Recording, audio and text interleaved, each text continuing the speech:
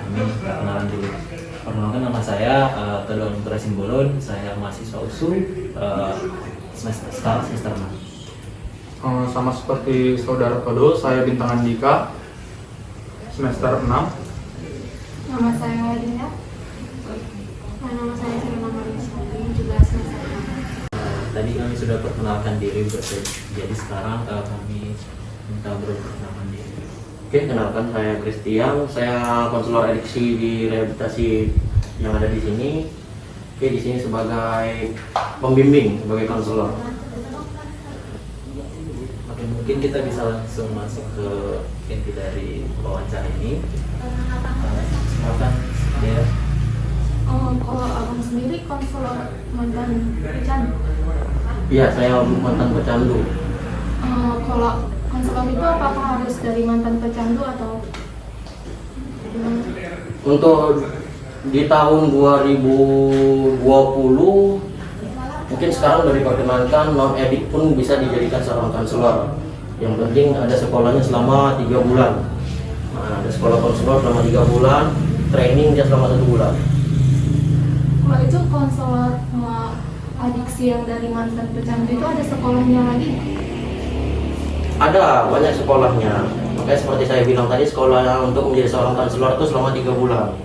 2 bulan diberikan teori untuk terapi, 1 bulannya training terjun ke menjadi seorang konselor. Itu masih ada bimbingan yang lain nggak? Maksudnya setiap pada menghadapi klien itu harus diawasi. Kalau masalah diawasi sih tidak. Cuman kita udah jadi seorang konselor, ada juga lagi nanti sekolahnya. Ingin menjadi ICAP seperti orang kuliah, mengambil karir. Seperti itu, dia ada ICAP 1, ICAP 2, dan ICAP 3. Ada sekolahnya lagi. Oke, selanjutnya tugas-tugas konselor adiksi itu apa sih, Bro? Oke, tugas-tugas seorang konselor itu yang pertama memberikan edukasi tentang dampak berbahaya narkoba. Dan yang kedua, untuk membantu mereka sebagai penjembatan menyelesaikan masalah, mungkin masalah dalam pekerjaan, masalah keluarga, masalah hubungan suami istri. Banyak hal yang akan dilakukan seorang konselor.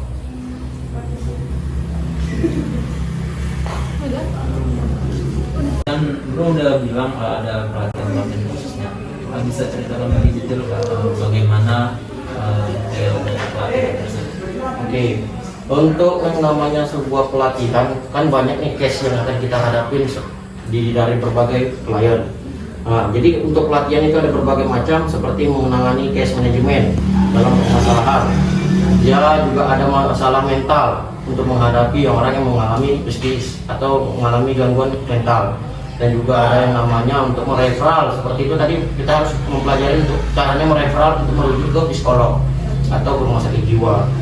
Dan juga ada pelatihannya untuk meminimais untuk emosionalnya, tingkat ketidakstabilan dalam berpikir, untuk menjadi mereka itu dapat berpikir dengan jernih.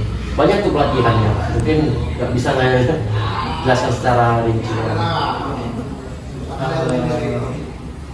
Selanjutnya, apakah misalnya seorang konselor adiksi itu terjerumus lagi ke dalam narkoba, apakah dia masih bisa bekerja sebagai konselor lagi? Oke, kalau masalah untuk akan bisa gitu, seperti itu bang ya, seperti itu bisa untuk terjerumus kembali. Besar kemungkinan bisa, itu tergantung kitanya bang. Karena apa yang namanya bekerja seorang konselor, kita kan di lingkungan tidak ada namanya narkoba. Akan tetapi apabila kita terjun ke dunia bebas, itu pasti bisa jadi jatuh lagi, bakal bisa menggunakan kembali dan juga bisa bekerja kembali, tapi dengan menjalankan yang namanya clean up. Ada clean up namanya di rehabilitasi itu selama 2 bulan ikut seperti residen, seperti klien-klien. Akan tetapi terapinya berbeda, jauh lebih dahsyat terapinya seorang konselor dibandingkan seorang klien yang mungkin dalam menjalankan dan belum pernah sekolah. Mungkin Seperti itu. 2 kali jatuh gitu. Mau 2 kali, mau dia 3 kali, apapun lebihnya, dia lebih gimana ya, lebih terapinya lebih mendalam. Karena dia udah pernah yang namanya jadi seorang panutan, seorang konselor. Kan di depan konselor kan ada konselor yang bisa psikologi. Itu biasanya karena faktor apa?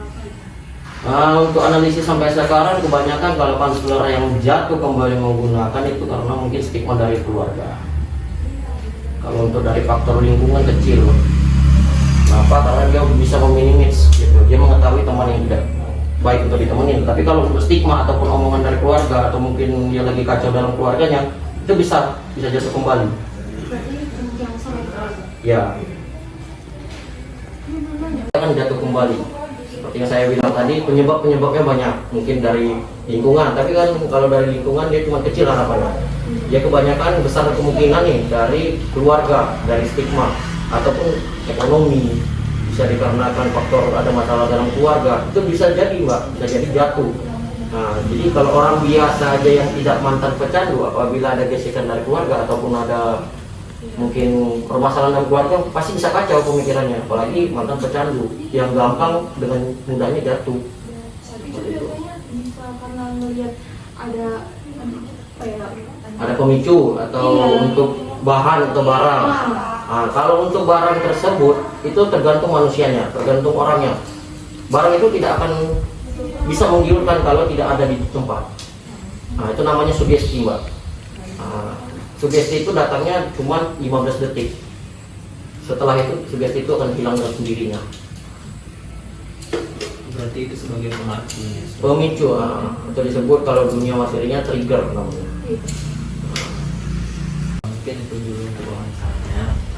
Terima kasih kepada Bro sudah memberikan sedikit informasi tentang konselor adiksi.